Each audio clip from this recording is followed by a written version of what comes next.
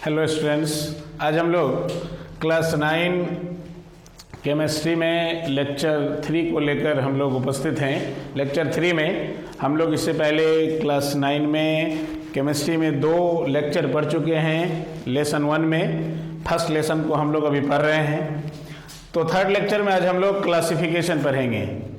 आप लोगों को टेलीग्राम पर नोट्स भी भेज दिया गया है, जिस नोट्स में आप फ्लो चार्ट देखे होंगे जिसमें क्लासिफिकेशन को बताया गया है। और उस क्लासिफिकेशन में आप देखे होंगे कि 2 फ्लो चार्ट मैंने बना के दिया है आप लोगों को। एक है केमिकल क्लासिफिकेशन, मैटर को जब हम लोग क्लासीफाई करते हैं तो एक केमिकल क्लासिफिकेशन और एक फिजिकल क्लासिफिकेशन। तो केमिकल क्लासिफिकेशन हम लोगों को लेसन 2 में पढ़ने हैं और फिजिकल क्लासिफिकेशन लेसन 1 में पढ़ रहे हैं, जिसकी चर्चा मैंने पिछले क्लास में भी किया था। तो फिजिकल क्लासिफिकेशन में हम लोग मैटर को 3 फॉर्म में बांटते हैं। On the basis of physical properties of matter we classify matter into 3 types: solids, liquids and gases. अब एक एक करके इस तीनों स्टेट को हम लोग डिटेल में देखेंगे। तो classification based on physical properties, physical properties के आधार पर वर्गीकरण। किसका वर्गीकरण? तो मैटर का। तो मैटर किस किस फिजिकल स्टेट में आप फ्लो चार्ट में देखे भी होंगे, जो टेलीग्राम पर जो आप लोग को भेजा गया है नोट्स में, और मैंने चर्चा भी किया था। तो फिजिकल क्लासिफिकेशन में हम लोग मैटर को 3 तरीके से क्लासीफाई करते हैं, 3 फॉर्म्स में: सॉलिड, लिक्विड और गैस। अब है कि इस तीनों स्टेट के फिजिकल प्रॉपर्टीज को हम लोगों को डिटेल में समझने हैं। सबसे पहला है सॉलिड्स। अब है कि हम लोग मैटर जो हम लोगों के अराउंड पाए जाते हैं, बहुत सारे मैटर हम लोगों के चारों तरफ पाए जाते हैं। और मैटर में हम लोग देखते भी हैं कि डिफरेंट फॉर्म्स ऑफ मैटर हैं। उसमें भी कि अब मैटर जो हम लोग देखते हैं वो 3 फॉर्म्स में है। कुछ सॉलिड हैं, कुछ लिक्विड हैं, कुछ गैसेस हैं। हम लोग 2 और भी इमेजिनरी स्टेट को पढ़ेंगे, जिसमें हम लोग प्लाज्मा स्टेट और बोस-आइंस्टीन कंडेंसेट को भी स्टडी करेंगे। तो फिलहाल हम लोग सॉलिड, लिक्विड और गैस को पढ़ते हैं। तो सॉलिड में क्या देखते हैं बच्चे, आप नीचे क्लास से भी पढ़ते आए हैं। सॉलिड किसको कहते हैं? नीचे क्लास में क्लास 5 में भी पढ़ाया जाता है सॉलिड, लिक्विड, गैस के बारे में। तो कहा जाता है कि ऐसे सब्सटेंस जिसके डेफिनेट शेप और साइज हैं वो सॉलिड है। इस तरह से बच्चों को समझाया जाता है। वही बातें अभी हम लोग 9 में भी पढ़ेंगे, लेकिन क्लासेस बढ़ते हैं तो फर्क तो स्वाभाविक है। तो उस फर्क में हम लोग देखते हैं क्या सब है। तो सबसे पहले कहता है कि सॉलिड है क्या। तो हम लोग सॉलिड के बहुत सारे पॉइंट हैं जिस पर हम लोग किसी ऑब्जेक्ट को सॉलिड कह सकते हैं, किसी सब्सटेंस को सॉलिड कह सकते हैं।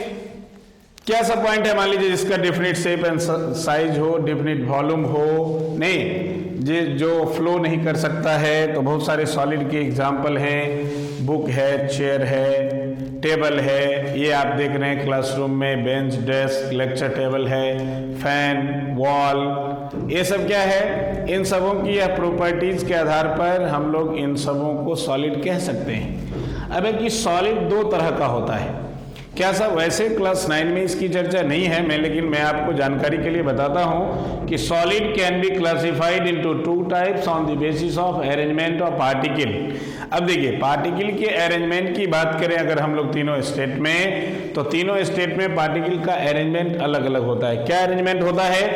तो आप अगर तीनों में हम लोग देखें तो सॉलिड में मान लीजिए अगर यह कोई मैटर है तो सॉलिड में पार्टिकल बिल्कुल क्लोजली पैक्ड अप होता है, बिल्कुल क्लोजली और हाईली ऑर्डर्ड मैनर में पैक होता है। ये सॉलिड का पार्टिकल का अरेंजमेंट, ये सॉलिड हुआ मान लीजिए। लिक्विड में पार्टिकल थोड़े से एक दूसरे से दूर होते हैं, एक दूसरे से थोड़े से दूर होते हैं, और गैसेस में थोड़े और दूर होते हैं। देखिए ये लिक्विड है, पहले अरेंजमेंट को ही पढ़ लीजिए, पार्टिकल के अरेंजमेंट को। इस तीनों को फिगर को देखकर आप बुक में भी देखेंगे, इस फिगर को बना के बताया रहता है कि पार्टिकल इतने बड़े तो होते नहीं हैं। पार्टिकल्स का क्या, केमिस्ट्री में पार्टिकल का मतलब ही होता है एटम्स और मॉलिक्यूल्स, जिससे हर एक मैटर बना होता है। लेकिन वो पार्टिकल जो होते हैं वो आपको इतने बड़े, मैंने तो मैग्नीफाइड फॉर्म में मैं आप लोग को दिखाया हूँ, लेकिन इतने बड़े तो होते नहीं हैं बिल्कुल। देयर साइज इज नेग्लिजिबल, बिल्कुल एकदम छोटे होते हैं, जो हम लोग नेक्ड आई से तो नहीं देख सकते हैं और पावरफुल माइक्रोस्कोप से भी नहीं देख सकते हैं। तो अरेंजमेंट पार्टिकल का कैसा होता है, तीनों स्टेट में तीनों को कंपेयर कर लेते हैं मान लीजिए, लेकिन हमने अभी सॉलिड को लिखा है, लेकिन तीनों में देखते हैं। सॉलिड में क्या है कि सॉलिड में the particles in case of solid they are tightly held up, they are closely packed up. पहले हम लोग बात करें, they are closely packed up, बिल्कुल एक दूसरे से नजदीक होते हैं।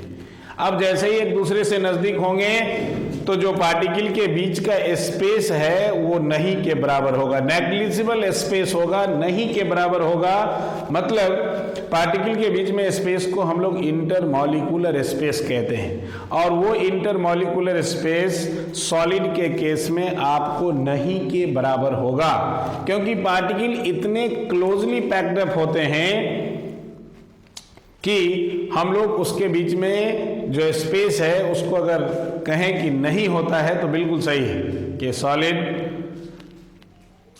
हैज या the particles in a solid have no intermolecular space because their particles are closely packed up. अब जैसे स्वाभाविक है कि पार्टिकल जब बिल्कुल क्लोज पैक्ड अप होगा तो उनके बीच में, पार्टिकल के बीच में, मैंने पहले भी बताया था कि पार्टिकल्स एक दूसरे से एक फोर्स से हेल्ड अप होता है, एक दूसरे से जो पकड़ होती है जिस फोर्स के तहत, उस फोर्स को हम लोग कोहेसिव फोर्स या कोहेशन कहते हैं, या इंटरमॉलिक्यूलर फोर्स ऑफ अट्रैक्शन भी कहते हैं। तो intermolecular force of attraction solid में क्या होगा, मैक्सिमम। इंटरमॉलिक्यूलर स्पेस क्या होगा, नेग्लिजिबल, नहीं के बराबर होगा। पार्टिकल्स कैसे होंगे, क्लोजली पैक्ड अप होंगे। उसी तरह से लिक्विड में आए तो लिक्विड में पार्टिकल्स क्या होंगे, लिटिल लूजली पैक्ड, थोड़ा सा सॉलिड के रिस्पेक्ट में थोड़ा सा लूजली पैक्ड अप होगा, अवे फ्रॉम ईच अदर, थोड़ा सा दूर होगा। और जैसे ही दूर होगा तो मॉलिक्यूलर स्पेस, इंटरमॉलिक्यूलर स्पेस थोड़ा ज़्यादा होगा और फोर्स ऑफ अट्रैक्शन थोड़े से कम होंगे। गैस में आ जाए तो particles are far away from each other, बिल्कुल एक दूसरे से दूर होते हैं, नहीं एक दूसरे से दूर होंगे तो इंटरमॉलिक्यूलर स्पेस काफ़ी ज़्यादा होगा और फोर्स ऑफ अट्रैक्शन या कोहेसिव फोर्स बिल्कुल कम होगा। यही कारण है कि पार्टिकल की अगर काइनेटिक एनर्जी की बात करते हैं, पार्टिकल की एनर्जी की बात करते हैं, काइनेटिक एनर्जी, क्योंकि मोमेंट के अनुसार किसी भी बॉडी में मोशन के कारण जो एनर्जी होता है वो काइनेटिक एनर्जी होता है, आप फिजिक्स में पढ़ेंगे। तो पार्टिकल्स आप देख सकते हैं किसके पार्टिकल्स बिल्कुल फ्री हैं, तो पार्टिकल्स किसके फ्री हैं, तो गैस के सबसे पार्टिकल्स फ्री हैं, मोशन फ्री होता है, फ्री मोशन है। फ्री मोशन है मतलब इसके पार्टिकल के पास काइनेटिक एनर्जी सबसे अधिक होता है, किसमें, गैस में। उससे कम काइनेटिक एनर्जी किसमें होता है, लिक्विड में। और सबसे कम काइनेटिक एनर्जी होता है सॉलिड में, क्योंकि सॉलिड के पार्टिकल्स अपने जगह पर वाइब्रेट तो जरूर करते हैं लेकिन इतने फ्री नहीं कि वह अपने जगह को छोड़कर मूव कर सके, इतने फ्री नहीं होते हैं, क्योंकि फोर्स ऑफ अट्रैक्शन मैक्सिमम होता है और स्पेस नहीं के बराबर होता है। ये तो मैं अरेंजमेंट ऑफ पार्टिकल की बात कर रहा था तीनों स्टेट में। अब है कि सॉलिड कैन बी क्लासिफाइड, मैं बता रहा था पार्टिकल के अरेंजमेंट के आधार पर सॉलिड दो तरह के होते हैं। कौन कौन सॉलिड, तो एमॉर्फस सॉलिड और क्रिस्टलाइन सॉलिड। अब देखिए ये सॉलिड है, तो सॉलिड में मैंने क्या पढ़ाया कि सॉलिड के पार्टिकल्स क्लोजली पैक्ड अप होते हैं, इंटरमॉलिक्यूलर स्पेस नहीं होता है, नहीं के बराबर होता है, फोर्स ऑफ अट्रैक्शन मैक्सिमम होता है। और अब उसी अरेंजमेंट के आधार पर सॉलिड दो तरह के होते हैं, एक होता है एमॉर्फस सॉलिड, एक होता है क्रिस्टलाइन सॉलिड। एमॉर्फस सॉलिड में क्या लिखा है मैंने कि these solids do not have fixed arrangement of their constitutional particles, मतलब जिस पार्टिकल से सॉलिड बने होते हैं उनका कोई निश्चित और व्यवस्थित नहीं होते हैं। मतलब जिस पार्टिकल से वो बने होते हैं उनका कोई फिक्स्ड अरेंजमेंट नहीं होता है, उनका रैंडम अरेंजमेंट होता है, फिक्स्ड अरेंजमेंट नहीं होता है। तो जिस सॉलिड में पार्टिकल का फिक्स्ड अरेंजमेंट नहीं हो उसको हम लोग एमॉर्फस सॉलिड कहते हैं। ऐसे सॉलिड का एग्जाम्पल जैसे सल्फर एक नॉन मेटल है, रबर, इस तरह के जो सब्सटेंस हैं ये सब आपको एमॉर्फस सॉलिड में आता है। एक तरह से हम लोग कहें कि जो पाउडरी फॉर्म में रहता है, मतलब जिसका कोई रेगुलर ज्योमेट्रिकल शेप नहीं होता है, जिसका कोई रेगुलर ज्योमेट्रिकल शेप नहीं होता है, उसको हम लोग एमॉर्फस सॉलिड में रखते हैं। ऑन द अदर हैंड ऐसे सॉलिड जिसके डिफिनिट और रेगुलर ज्योमेट्रिकल शेप होते हैं। अब देखिए ज्योमेट्री में क्या शेप होते हैं, circular, cubical, cuboidal, rectangular, square. इस साइज का कोई अगर सॉलिड हो जिसका एक निश्चित आकार प्रकार हो, तो जिसका एक निश्चित आकार प्रकार हो वो क्रिस्टलाइन सॉलिड होता है। दीज हैव रेगुलर ज्योमेट्री, एक निश्चित आकार होते हैं क्रिस्टलाइन सॉलिड के। क्यों? तो due to definite orderly arrangement of particles, particle जो होते हैं क्रिस्टलाइन सॉलिड के बिल्कुल ढंग से अरेंज होता है, व्यवस्थित होता है। किसमें? क्रिस्टलाइन सॉलिड में। अब पार्टिकल्स को क्या मतलब? तो पार्टिकल्स का मतलब एटम्स और मॉलिक्यूल्स। पार्टिकल्स तो दो ही होंगे, एटम्स होंगे या मॉलिक्यूल होगा। ग्रुप ऑफ एटम को मॉलिक्यूल कहते हैं। तो इसके एग्जाम्पल क्या होंगे? डायमंड। डायमंड क्या है? डायमंड आप जानते हैं कि कार्बन का एलोट्रॉप है, आप क्लास 10 में पढ़ेंगे। तो ये एलोट्रॉप है कार्बन का डायमंड, जिसमें पार्टिकल्स काफ़ी ऑर्डरली मैनर में अरेंज होते हैं। या सोडियम क्लोराइड, इसमें भी आपको जो एटम होते हैं सोडियम और क्लोरीन के, वो काफ़ी ऑर्डरली मैनर में अरेंज होते हैं। इसलिए हम लोग इसको किस में रखते हैं? क्रिस्टलाइन सॉलिड में। तो मैंने क्या बताया?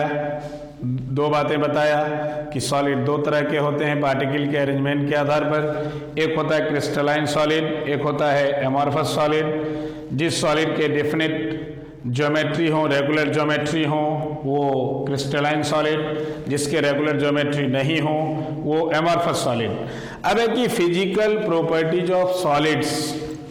फिजिकल प्रॉपर्टीज ऑफ सॉलिड्स में क्या सब फिजिकल प्रॉपर्टी, भौतिक गुण क्या सब है? तो सबसे पहला है कि ये solid has definite shape and volume. Shape भी डिफिनिट, मतलब आकार भी निश्चित और आयतन भी निश्चित। शेप इसलिए निश्चित क्योंकि अभी हम लोग पढ़े हैं कि पार्टिकल्स ऑर्डरली मैनर में सॉलिड में अरेंज होते हैं, तो स्वाभाविक है कि उनके शेप भी डिफिनिट होंगे। पार्टिकल्स इतने टाइटली और क्लोजली पैक्ड होते हैं कि अपने पोजीशन से मूवमेंट की कोई बात नहीं होती है, इसलिए उसके वॉल्यूम भी निश्चित होते हैं। अब वॉल्यूम क्या होता है? कोई पूछते आपको कि what is volume? The space occupied by a substance is called its volume. कोई भी सब्सटेंस जितने जगह को छेकता है वह उसका वॉल्यूम होता है। तो कहता है कि आप जैसे मान लीजिए आप हम हैं, जितनी दूर में खड़े रहते हैं, ऐसा नहीं कि अभी खड़े हैं थोड़ी देर के बाद हम लोगों का शरीर फैलकर बहुत सारे जगह को ऑक्युपाई कर ले, ऐसा नहीं है।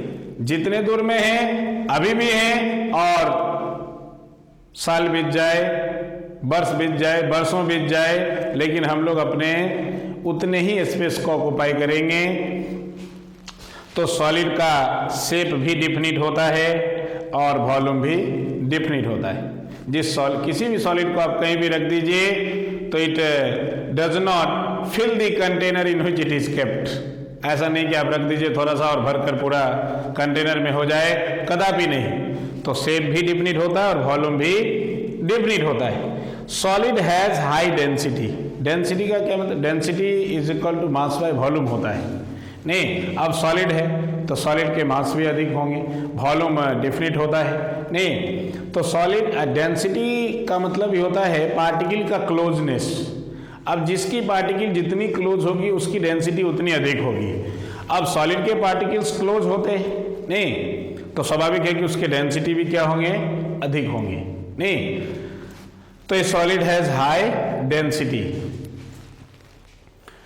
अब है कि solid has high melting and boiling point. अब देखिए किसी सॉलिड को मेल्ट करना है तो मेल्ट करने में हम लोग हीट देते हैं, तब वह मेल्ट होता है, अपने स्टेट को चेंज करता है। नहीं। अब स्टेज को चेंज करने में क्या होता है, तो जो हीट देते हैं वह हीट उस पार्टिकल के बीच में जो इंटरमॉलिक्यूलर फोर्स होता है उसको ब्रेक करता है, और ब्रेक करने के बाद पार्टिकल्स एक दूसरे से फ्री होते हैं, तब स्टेट बदलता है। नहीं तो उस अब पार्टिकल्स जितना क्लोजली पैक्ड होगा, जितना फोर्स ऑफ अट्रैक्शन अधिक होगा, उसको ब्रेक करने के लिए उतना अधिक टेम्परेचर देना पड़ेगा। नहीं तो सॉलिड में फोर्स ऑफ अट्रैक्शन चूंकि काफी अधिक होता है, इसलिए सॉलिड में हम लोग कहते हैं कि उसके मेल्टिंग पॉइंट और बॉइलिंग पॉइंट क्या होते हैं, अधिक होते हैं। Solid can not flow. पिछले दिन मैंने पिछले क्लास में फ्लूइडिटी की चर्चा किया था, तो फ्लूइडिटी में किस टर्म को पढ़ा था, लिक्विड और गैस को, और लिक्विड और गैस को एक साथ फ्लूइड कहते हैं, लेकिन सॉलिड को नहीं। क्यों? क्योंकि सॉलिड में पार्टिकल्स क्लोजली पैक्ड अप होते हैं। अभी मैंने कहा कि मूवमेंट नहीं के बराबर होता है, they can only vibrate about their mean position but they are not free to move. किस केस में? सॉलिड में। तो सॉलिड में जब पार्टिकल्स मूव नहीं कर सकता है तो सॉलिड फ्लो भी नहीं कर सकता है। Solid can not flow. A solid can not be compressed. Solid को दबाया नहीं जा सकता है। नहीं, अब जैसे कहता है सॉलिड को दबाया नहीं जा सकता है। अब जैसे अभी वुड है, नहीं अभी ये लेक्चर टेबल है, या फिर कोई भी ये मार्कर की जो साइज है इसको हम लोग कंप्रेस करके इसके साइज को कम नहीं कर सकते, न इसको स्ट्रेच कर सकते हैं, कदापि नहीं, संभव नहीं है। अब क्यों नहीं संभव है? पार्टिकल्स को आप क्लोज कब ला सकते हैं? क्लोज तब ला सकते हैं जब पार्टिकल के बीच में स्पेस होगा और उसके नजदीक आने की संभावनाएं होंगी, तभी आप नजदीक ला सकते हैं, अन्यथा नजदीक नहीं ला सकते हैं। तो सॉलिड में पार्टिकल्स के बीच में इंटरमॉलिक्यूलर स्पेस नहीं होता है, नहीं के बराबर होता है, तो आप उसको कंप्रेस भी नहीं कर सकते हैं। लेकिन इसमें कुछ एक्सेप्शन भी हैं, जैसे फोम, जो गद्दा सब आप देखते हैं, नहीं, या फिर ब्रेड, इन सब चीजों को हम लोग दबा देते हैं। या स्पॉन्जी बॉल जो बच्चे खेलते हैं, स्पॉन्जी बॉल है, फोम है, नहीं, या ब्रेड है, इन सबों को हम लोग दबाते हैं, प्रेस करते हैं, कंप्रेस करते हैं। क्यों? क्योंकि इन सबों में टीनी पोर्स होते हैं, छोटे छोटे बिल्कुल माइन्यूट पोर्स होते हैं, जिस पोर्स के द्वारा एयर उसमें फिलअप हो जाता है, अंदर चला जाता है एयर, और जब हम लोग उसको दबाते हैं तो वह एयर बाहर आ जाता है और वह दब जाता है। नहीं तो मैंने क्या कहा कि स्पॉन्ज है या ब्रेड है या आपको फोम है, they can be compressed. Why they can be compressed?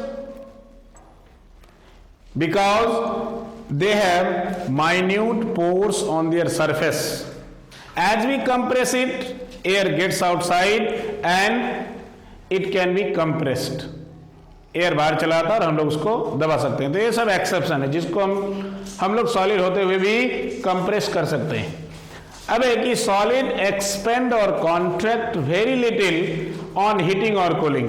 नहीं, हीट करने पर किसी सॉलिड को बहुत कम वह फैल सकता है, और कूल करने पर बहुत ही कम कॉन्ट्रैक्ट हो सकता है, सिकुड़ सकता है। अब देखिए, एक्सपेंड या कॉन्ट्रैक्ट बहुत कम क्यों होता है? बहुत कम एक्सपेंड और कॉन्ट्रैक्ट होने का मतलब है कि सॉलिड के पार्टिकल्स इतने टाइटली और क्लोजली हेल्ड अप होते हैं और इंटरमॉलिक्यूलर स्पेस बिल्कुल नहीं के बराबर होता है, तो आप उसको हीट करते हैं तो पार्टिकल्स थोड़ा बहुत अपने पोजीशन पर वाइब्रेट करता है और फ्री तो होता नहीं है मूव करने के लिए, इसलिए बहुत कम एक्सपेंड भी करता है और बहुत कम कॉन्ट्रैक्ट भी करता है। तो कूल होने पर कोई सॉलिड कॉन्ट्रैक्ट करता है और हीट करने पर कोई सॉलिड एक्सपेंड करता है, लेकिन बहुत कम, वेरी लिटिल। अरे ये बात तो मैंने पहले भी चर्चा किया है। सबसे पहले कि particles are arranged in a highly ordered manner called lattice. मतलब सॉलिड के केस में पार्टिकल्स बिल्कुल एक रेगुलर फॉर्म में, एक डिफिनिट फॉर्म में अरेंज होते हैं, और उस अरेंजमेंट को लैटिस कहते हैं। मतलब व्हाट इज लैटिस? तो lattice is a 3 dimensional arrangement of particles in a solid. अरे कि solid does not have the property of diffusing into other solid. मैंने पिछले क्लास में डिफ्यूजन का चर्चा किया था। What is diffusion? The intermixing of particles of one substance into other. किसी एक सब्सटेंस का पार्टिकल का दूसरे सब्सटेंस के पार्टिकल के साथ आपस में मिलने की प्रक्रिया को, इंटरमिक्स करने की प्रक्रिया को, प्रॉपर्टी को हम लोग डिफ्यूजन कहते हैं। लेकिन डिफ्यूजन सब में होता है। डिफ्यूजन सॉलिड में भी, लिक्विड में भी, गैस में भी। सबसे ज़्यादा डिफ्यूजन गैस में, क्योंकि पार्टिकल्स बिल्कुल फ्री होते हैं मूवमेंट के लिए। उससे कम लिक्विड में और सबसे कम सॉलिड में। यहाँ तो सबसे कम क्या है, यहाँ तो लिखा गया है कि solid does not have the property, diffusion की प्रॉपर्टी ही नहीं होती है। बिल्कुल सही बात है, पार्टिकल्स की मूवमेंट ही नहीं होती है और आपको मोशन होगा तभी डिफ्यूजन संभव है। मतलब डिफ्यूजन तब संभव है जब पार्टिकल्स में मोशन हो, और सॉलिड के पार्टिकल्स में मोशन बिल्कुल नहीं के बराबर होता है, इसलिए डिफ्यूजन भी नहीं होता। लेकिन मैं आप लोग को कुछ रेयर एग्जांपल्स बताता हूं जहां डिफ्यूजन संभव है और देखने को मिलता है हम लोगों की डेली लाइफ में भी। आप दो मेटल ब्लॉक ले लीजिए, मान लीजिए जिंक है, कॉपर है, इसके दो मेटल ब्लॉक ले लीजिए और दोनों को एक दूसरे पर रखकर और टाइटली उसको किसी भी रोप से या वायर से, मेटल वायर से उसको बांध दीजिए। टाइटली बांध दीजिए और 2-4 सालों तक छोड़ दीजिए। 2-4 साल छोड़ने के बाद आप उस बंधे हुए जो रोप हैं या वायर हैं उसको खोल दीजिए और फिर दोनों ब्लॉक को अलग करने की कोशिश कीजिए। आप अलग करने की कोशिश करेंगे तो नॉर्मल तरीके से वह अलग नहीं होगा। आपको हल्का सा उसमें एक फोर्स देना पड़ेगा, हल्का सा झटका देना पड़ेगा, तब वह मेटल ब्लॉक अलग होगा। क्यों? ऐसा तो कोई बात नहीं है कि दो मेटल ब्लॉक आपस में ना कोई मैग्नेटिक प्रॉपर्टी है, फिर भी दोनों एक दूसरे से चिपका हुआ हल्का सा नजर आता है। क्यों ऐसा होता है? तो आप बहुत दिन जब छोड़ देते हैं तो उस दोनों मेटल ब्लॉक, मैंने कहा कि एक कॉपर का ले लीजिए और एक जिंक का, तो दोनों का पार्टिकल थोड़ा बहुत एक दूसरे में इंटरमिक्स करता है, डिफ्यूज करता है, जिसके कारण एक फोर्स ऑफ अट्रैक्शन डेवलप हो जाता है और हम लोग आसानी से उसको अलग नहीं कर पाते हैं। इसलिए तो ये डिफ्यूजन का एग्जाम्पल है सॉलिड में जो हो सकता है। दूसरा एग्जाम्पल, आप जैसे इस बोर्ड पर ही मैंने मार्कर से लिख दिया है, आप इसको अभी रब करें तो हैंड से भी रब कर सकते हैं, नहीं आप थोड़ा देर के बाद भी रब कर सकते हैं, लेकिन इसको मान लीजिए 2-4 दिनों तक छोड़ दीजिए। इस मार्कर से लिखे हुए, जो इंक से लिखे हुए हैं इस व्हाइट बोर्ड पर, इसको छोड़ दीजिए। आप 2 दिन के बाद जब इसको रब करेंगे तो ऊपर से मिट तो जाएगा लेकिन उसकी लाइनिंग नजर आती है। नहीं, इससे भी ज्यादा बेहतर आपको जब ब्लैक बोर्ड जो होता है उस ब्लैक बोर्ड में अगर चौक से लिख दिया जाए तो इससे भी ज्यादा डिफ्यूजन होता है। क्यों? इस व्हाइट बोर्ड के जो सरफेस है वो काफी स्मूथ है, तो इसमें बहुत कम डिफ्यूजन होते हैं। वैसे भी सॉलिड में रेट ऑफ डिफ्यूजन बिल्कुल स्लो होता है, उससे ज्यादा लिक्विड में होता है और सबसे ज्यादा गैस में होता है। तो ब्लैक बोर्ड की बात मैं कर रहा था, ब्लैक बोर्ड पर चौक से लिखा हुआ जो राइटिंग है, राइटिंग मटेरियल है, उसको आप लिख दीजिए और कल होकर जब रब करेंगे तो आप रब करते जाइए, लेकिन जो लिखा हुआ जो उस आउटलाइन है लेटर का वह दिखता ही रहता है। क्यों? क्योंकि उस चौक का पार्टिकल उस बोर्ड के पार्टिकल में डिफ्यूज कर जाता है बोर्ड में, जिसके कारण फोर्स ऑफ अट्रैक्शन डेवलप हो जाता है और आप इजिली उस बोर्ड को रब नहीं कर सकते हैं, मिटा नहीं सकते हैं। तो ये डिफ्यूजन का एग्जाम्पल है सॉलिड में। लेकिन जनरली आप कह सकते हैं कि सॉलिड, ये सब रेयर एग्जाम्पल है, लेकिन सॉलिड में जनरली कह सकते हैं कि वह डिफ्यूजन शो नहीं करता है, नहीं के बराबर करता है। अब है कि कुछ सॉलिड ऐसे होते हैं जो अपने, देखिए सॉलिड में प्राय हम लोग क्या पढ़ते हैं कि सॉलिड को हीट करते हैं लिक्विड हो जाता है, लिक्विड से हीट करते हैं गैस, गैस को कूल करते हैं लिक्विड, लिक्विड को कूल करते हैं सॉलिड। लेकिन कुछ सॉलिड ऐसे होते हैं जब आप उसको हीट करेंगे तो वह लिक्विड स्टेट में ना जाकर डायरेक्टली क्या हो जाता है, वेपर बन जाता है। मतलब आप कुछ सॉलिड ऐसे होते हैं जब आप उसको हीट करेंगे तो लिक्विड में ना जाकर वेपर में परिवर्तित हो जाता है डायरेक्टली, और इस प्रोसेस को सब्लिमेशन कहते हैं। तो देयर आर सम सॉलिड्स, मैंने लिखा है कुछ ऐसे सॉलिड होते हैं जैसे iodine, ammonium chloride, camphor, naphthalene, dry ice, dry ice कहते हैं सॉलिड कार्बन डाइऑक्साइड को, ड्राई आइस कहते हैं। सो सब्लिमेशन मतलब ये सब ऐसे सॉलिड हैं जिसको हीट करने पर वह लिक्विड स्टेट में न रह जाकर डायरेक्टली वेपर में परिवर्तित हो जाता है। और जब कोई सॉलिड डायरेक्ट कन्वर्ट हो जाए वेपर में हीट करने पर तो उस प्रोसेस को सब्लिमेशन कहते हैं। मैंने लिख भी दिया है, the process of conversion of solids directly into vapours upon heating it is called sublimation. अब देखिए, सॉलिड को हीट किए डायरेक्टली वेपर बन जाए, यह भी सब्लिमेशन होता है। और वेपर को कूल कर देंगे और डायरेक्टली फिर से सॉलिड बन जाए बिना लिक्विड स्टेट में गए, तो वह भी सब्लिमेशन ही है। बच्चों इस बात का खासा ध्यान रखेंगे।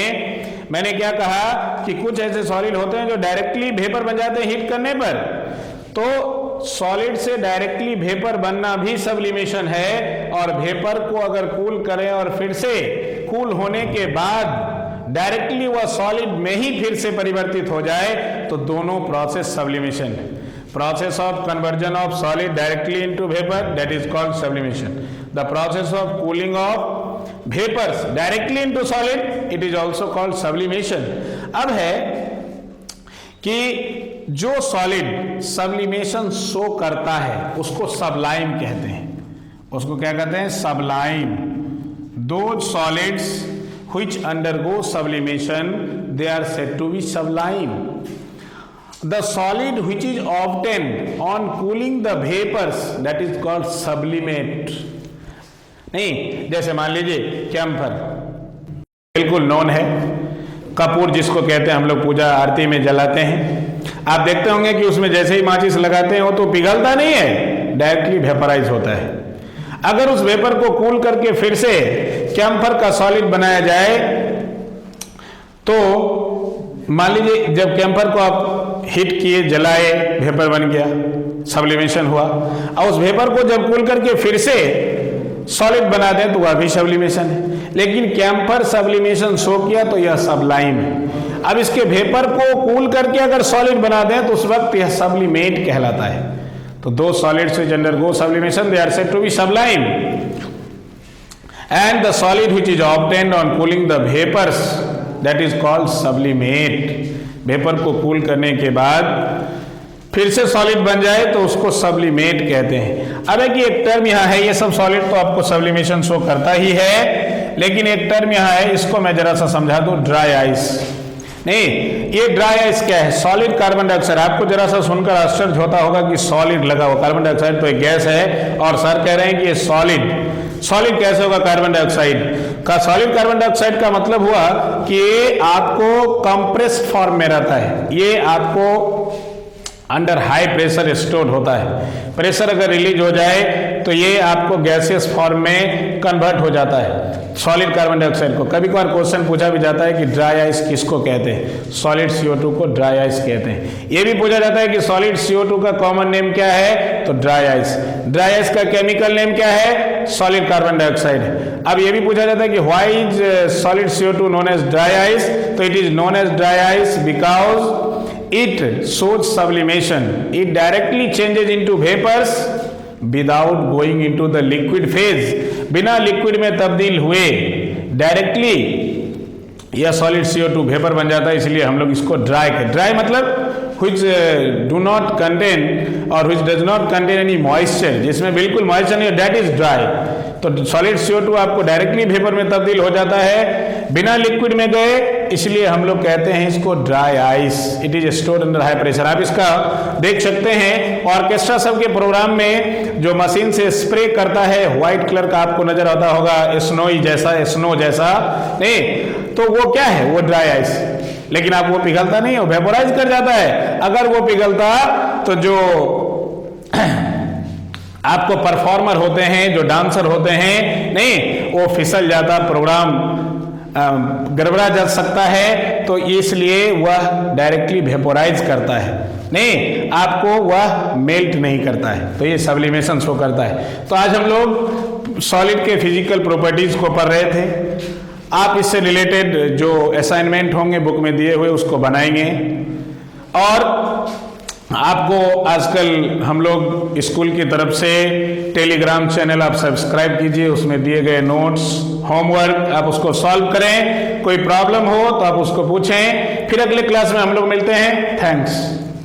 बिल्कुल नोन है कपूर, जिसको कहते हैं हम लोग पूजा आरती में जलाते हैं। आप देखते होंगे कि उसमें जैसे ही माचिस लगाते हो तो पिघलता नहीं है, डायरेक्टली वेपराइज होता है। अगर उस वेपर को कूल करके फिर से कैम्फर का सॉलिड बनाया जाए तो मान लीजिए जब कैम्फर को आप हिट किए, जलाए, वेपर बन गया, सब्लिमेशन हुआ, और उस वेपर को जब कूल करके फिर से सॉलिड बना दें तो वह भी सब्लिमेशन है। लेकिन कैम्फर सब्लिमेशन शो किया तो यह सबलाइम है। अब इसके वेपर को कूल करके अगर सॉलिड बना दें तो उस वक्त यह सब्लिमेट कहलाता है। तो दो solids which undergo sublimation they are said to be sublime, and the solid which is obtained on cooling the vapors that is called sublimate। Vapour को कूल करने के बाद फिर से सॉलिड बन जाए तो उसको सब्लिमेट कहते हैं। अब एक ये टर्म यहाँ है, ये सब सॉलिड तो आपको सब्लिमेशन शो करता ही है, लेकिन एक टर्म यहाँ है, इसको मैं जरा सा समझा दूं, ड्राई आइस। नहीं, ये ड्राई आइस क्या है? Solid carbon dioxide. आपको जरा सा सुनकर आश्चर्य होता होगा कि सॉलिड लगा हुआ, कार्बन डाइऑक्साइड तो एक गैस है और सर कह रहे हैं कि ये सॉलिड कैसे होगा कार्बन डाइऑक्साइड का? सॉलिड कार्बन डाइऑक्साइड का मतलब हुआ कि ये आपको कंप्रेस्ड फॉर्म में रहता है, ये आपको अंडर हाई प्रेशर स्टोर्ड होता है। प्रेशर अगर रिलीज हो जाए तो ये आपको गैसियस फॉर्म में कन्वर्ट हो जाता है सॉलिड कार्बन डाइऑक्साइड को। कभी कभार क्वेश्चन पूछा भी जाता है कि ड्राई आइस किसको कहते हैं? सॉलिड CO2 को ड्राई आइस कहते हैं। ये भी पूछा जाता है कि सॉलिड CO2 का कॉमन नेम क्या है? तो ड्राई आइस। ड्राई आइस का केमिकल नेम क्या है? Solid carbon dioxide. अब ये भी पूछा जाता है कि why is solid CO2 known as dry ice? तो it is known as dry ice because it shows sublimation. It directly changes into vapors without going into the liquid phase. बिना liquid में तब्दील हुए डायरेक्टली यह solid CO2 vapour बन जाता है, इसलिए हम लोग इसको ड्राई कहते हैं। ड्राई मतलब which do not contain or which does not contain any moisture, जिसमें बिल्कुल मॉइस्चर नहीं, that is dry। तो सॉलिड CO2 आपको डायरेक्टली वेपर में तब्दील हो जाता है बिना लिक्विड में गए, इसलिए हम लोग कहते हैं इसको dry ice. It is stored under high pressure. आप इसका देख सकते हैं ऑर्केस्ट्रा सब के प्रोग्राम में जो मशीन से स्प्रे करता है, व्हाइट कलर का आपको नजर आता होगा, स्नोई जैसा, स्नो जैसा, नहीं तो वो क्या है? वो ड्राई आइस। लेकिन आप वो पिघलता नहीं है, वो वेपोराइज कर जाता है। अगर वो पिघलता तो जो आपको परफॉर्मर होते हैं, जो डांसर होते हैं, नहीं वो फिसल जाता, प्रोग्राम गड़बड़ा जा सकता है। तो इसलिए वह डायरेक्टली वेपोराइज करता है, नहीं आपको वह मेल्ट नहीं करता है। तो ये सब्लिमेशन शो करता है। तो आज हम लोग सॉलिड के फिजिकल प्रॉपर्टीज को पढ़ रहे थे। आप इससे रिलेटेड जो असाइनमेंट होंगे बुक में दिए हुए उसको बनाएंगे। और आपको आजकल हम लोग स्कूल की तरफ से टेलीग्राम चैनल आप सब्सक्राइब कीजिए, उसमें दिए गए नोट्स, होमवर्क आप उसको सॉल्व करें, कोई प्रॉब्लम हो तो आप उसको पूछें। फिर अगले क्लास में हम लोग मिलते हैं। थैंक्स।